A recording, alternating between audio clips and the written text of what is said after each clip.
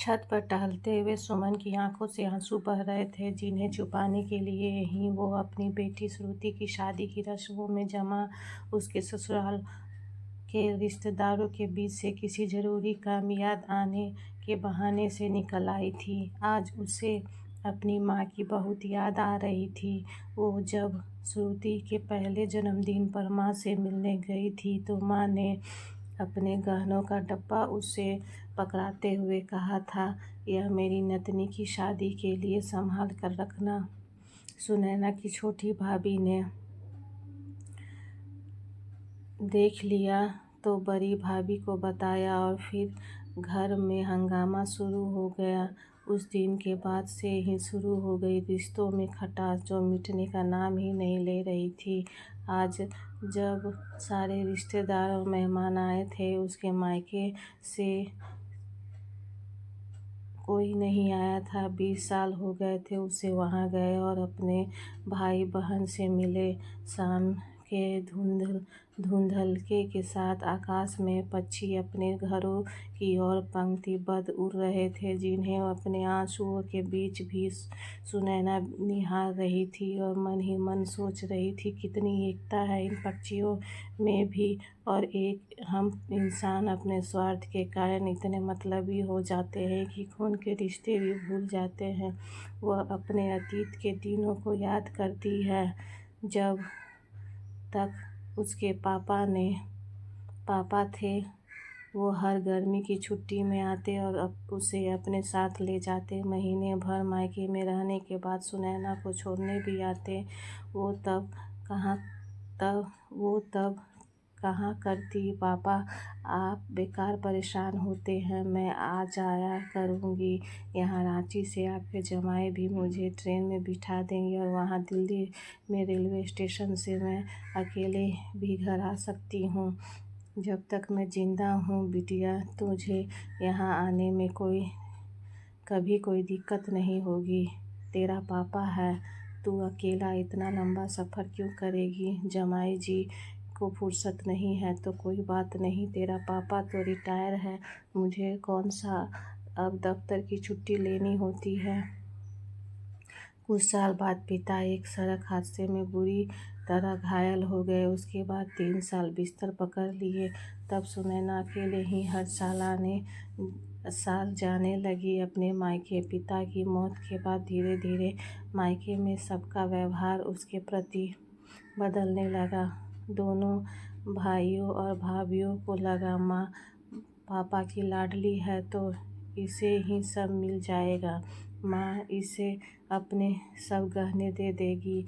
और पिता ने भी अपनी संपत्ति की वसीयत में चारों बच्चों को बराबर हिस्सा ना रखकर छोटी के नाम ही ज़्यादा रखा था। वैसे भी दोनों भाई अपनी बहनों को कुछ नहीं देना चाहते थे। जब उनकी पत्नियां कान भरने लगी कि सेवा हम करें और मेवा इन्हें मिले, यह कौन सा न्याय। सुमन को तो अपना मायके मोबाइल के चार्ज की तरह लगता था। जिस कारण मोबाइल में जान आती है, वैसे ही तो उसके प्राण भी अपने मायके में ही बसे हैं। साल भर पति, बच्चों और ससुराल के सब लोगों का ध्यान रखती है, तो कुछ दिनों के लिए उसे भी तो आराम चाहिए। वैसे मायके में भी आराम कहाँ कर पाती थी वो। वहाँ भतीजी भाई भाभी जैसे साल भर उसी का इंतजार करते थे। सुमन आएगी तो यह बनाएगी, वो बनाएगी, यहाँ जाएंगे, वहाँ जाएंगे, यह करेंगे, वो करेंगे। एक लंबी लिस्ट सब बना कर रखते थे उसके लिए, जो आते ही उसके हाथ में पकड़ा देते और वो भी किचन की कमान पूरी तरह संभाल लेती। दोनों भाभियों को आराम मिल जाता। माँ की आंखें तो उसे देखने के लिए ही तरसती रहती। नैना, तुझे यहाँ आकर भी आराम नहीं मिलता? थोड़ी देर बैठ भी जाया कर मेरे पास। हाँ माँ, बस सबके लिए नाश्ता लगा कर आती हूँ, तब तक आप चाय पीजिए। चाय का कप माँ को पकड़ाते हुए सुमन बोली तो माँ ने उसे अपने पास बिठा लिया। सच ही कहते हैं, किसी का चाम प्यारा नहीं, उसका काम प्यारा होता है। जब तक तू सबके मन का काम करती रहेगी, तुझे मायके ससुराल हर जगह मान सम्मान मिलता रहेगा। पर जब शरीर कमज़ोर हो जाएगा, बीमार पड़ जाएगी, तो वही लोग तुझे बोझ समझेंगे।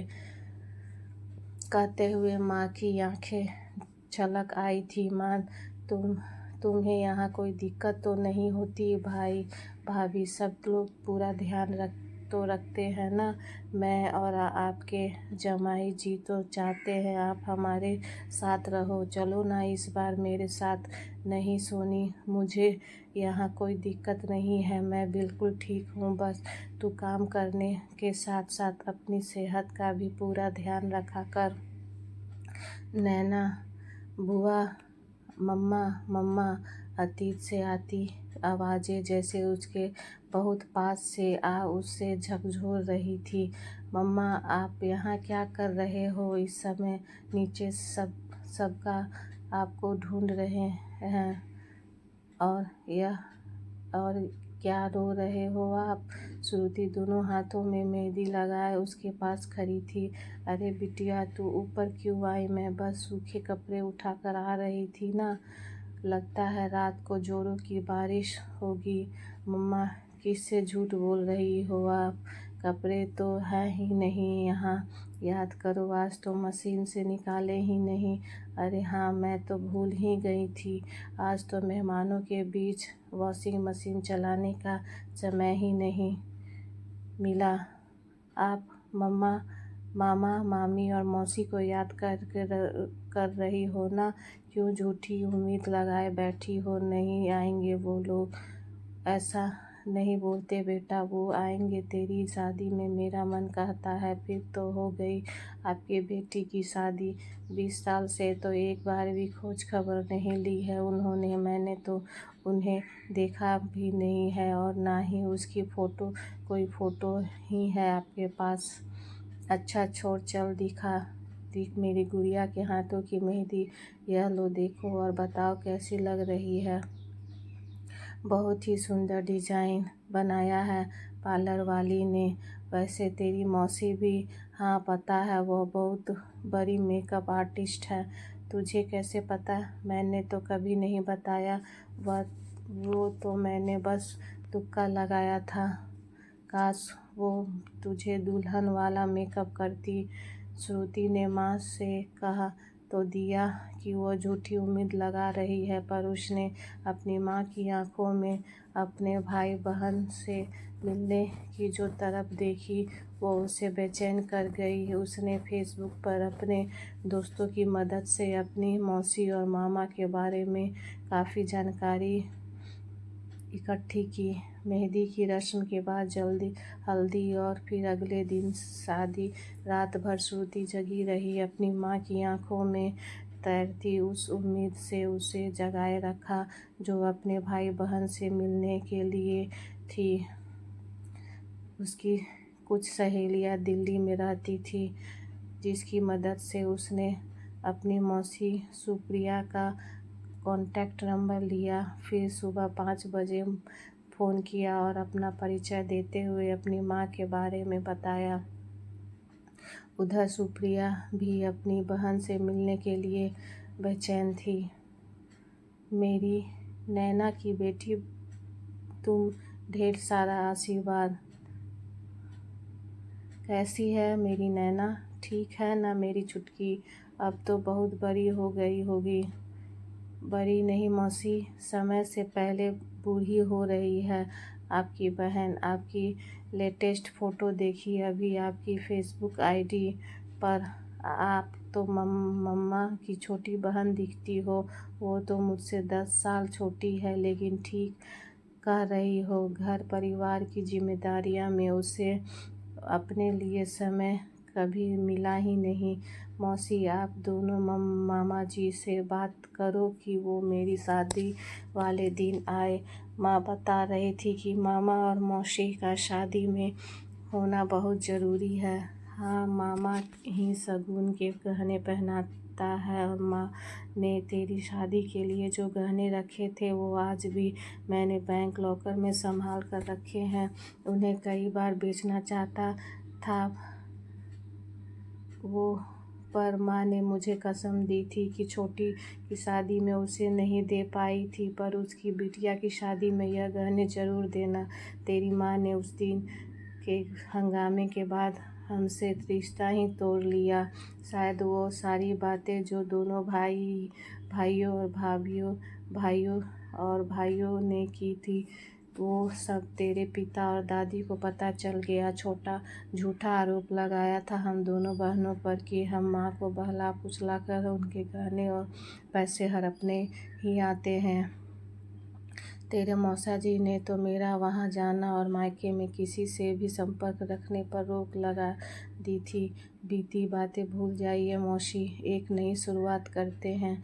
आप और मामा जी आएंगे तो मम्मा को बहुत अच्छा लगेगा। सुमन जो श्रुति के कमरे के साथ वाले कमरे में रिश्तेदारों के साथ ही लेटी थी, नींद उसकी भी आंखों से कोसों दूर थी। श्रुति धीरे धीरे ही बात कर रही थी फ़ोन पर, जो थोड़ा बहुत उससे सुनाई दे रहा था। वो पहले तो समझ नहीं पाई कि श्रुति उसकी बहन सुप्रिया से बात कर रही है, क्योंकि उसका तो कोई नंबर ही नहीं था।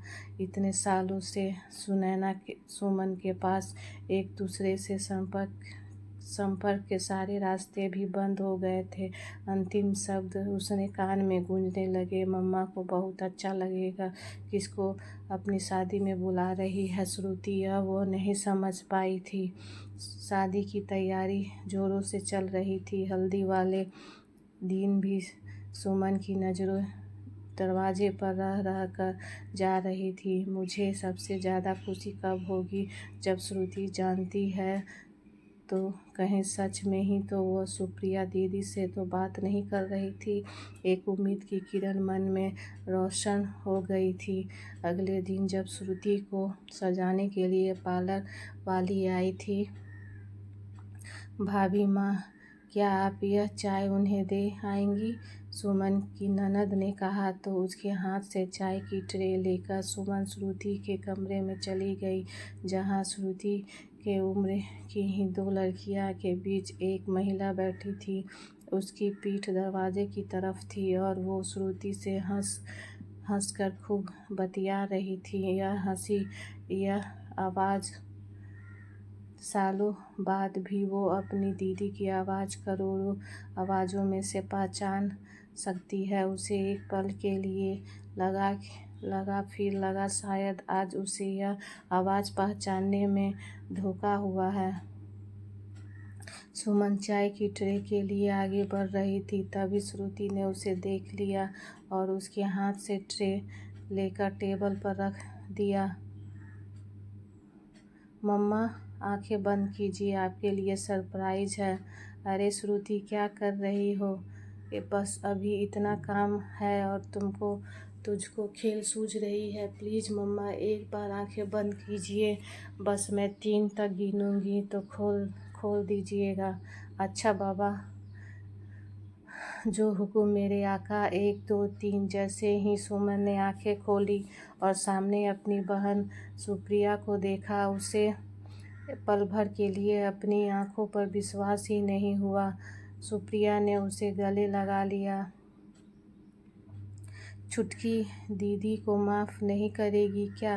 दोनों बहनें गले लग रो रही थी कि तभी दरवाजे पर दस्तक हुई।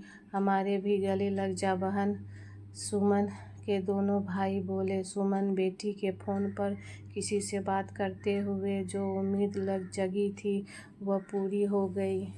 सुप्रिया ने श्रुति को अपने हाथों से सजाया और अपनी माँ के गहने उसे पहनाए। माँ और मौसी मामा के साथ साथ नानी का आशीर्वाद है तुम्हारे साथ। एक चीज़ और है बिटिया तेरे लिए, यह हमारे पापा का चांदी का पेन जो उन्होंने मुझे दिया था। बड़े मामा जी ने श्रुति के हाथ में पकड़ा दिया। श्रुति की विदाई के बाद सुमन के भाई बहन हफ्ते भर उसके साथ रहे, फिर हमेशा फ़ोन पर बात करते रहने और समय मिल समय मिलते ही दोबारा आने का वादा करके चले गए। बाय दोस्तों।